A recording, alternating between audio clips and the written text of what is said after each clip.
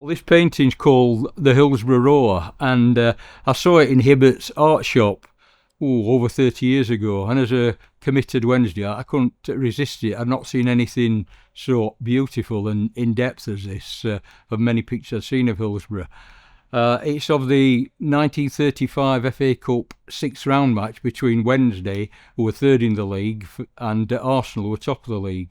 There were 70,000 people, just under 70,000 people there. It's important to me because of the history.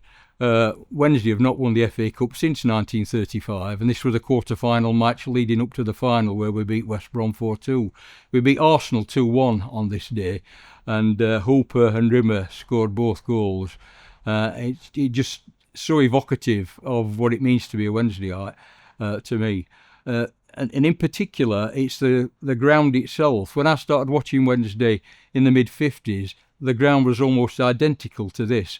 The only thing you'd see that were different was we'd got floodlights then in the mid-50s. They'd just been introduced a couple of years before, maybe. And a neon sign on the front of the ground. I even bought a house at one stage overlooking the ground because I could see the neon sign from my bedroom window. That's about the most excitement I got, but we'll not go there.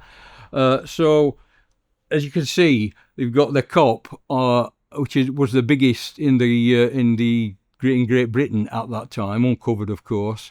The old stand, which I believe is the one that they brought from Olive Grove piece by piece in 1899.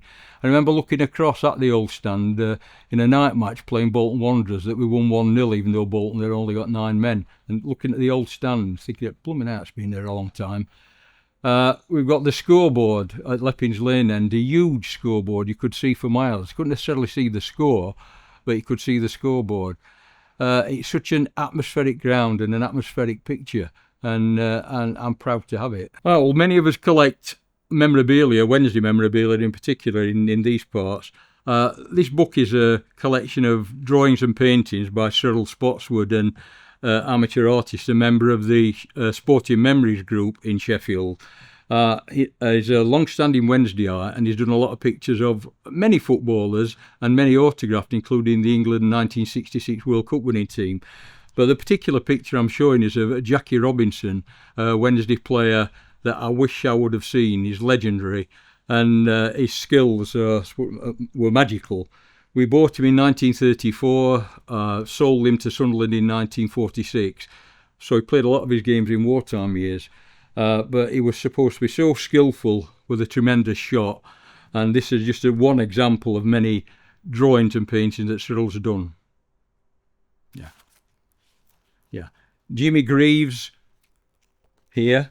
But more importantly for us, Ronnie Starling, the captain of Sheffield Wednesday's 1935 Cup winning side. It's just another example of Cyril's artwork, which is tremendous, and really of momentous importance for Wednesdayites. There are many, many more pictures that Cyril's done contained in the book, but also of other footballers and managers. Brian Clough, another legend, Brian Clough. Joe Shaw. Now, as a Wednesdayite, I respect Joe Shaw as a centre-half, who was possibly the best centre-half I've ever seen. Sorry, Peter Swan fans, I'm a Peter Swan fan, but Joe Shaw here, terrific player. Now we're talking. Albert Quicksall in his Manchester United shirt, transferred from Sheffield Wednesday to Manchester United after the Munich air disaster for, at that time, a world record fee, probably around about £45,000. And another player I wish I would have seen here in the blue and white stripes, it's Eddie Quigley, I believe we bought from Bury. Another skillful player with a tremendous shot. Cyril has done drawings and paintings of many of these football legends, and in particular Wednesday legends, and he deserves for these to be seen more widely.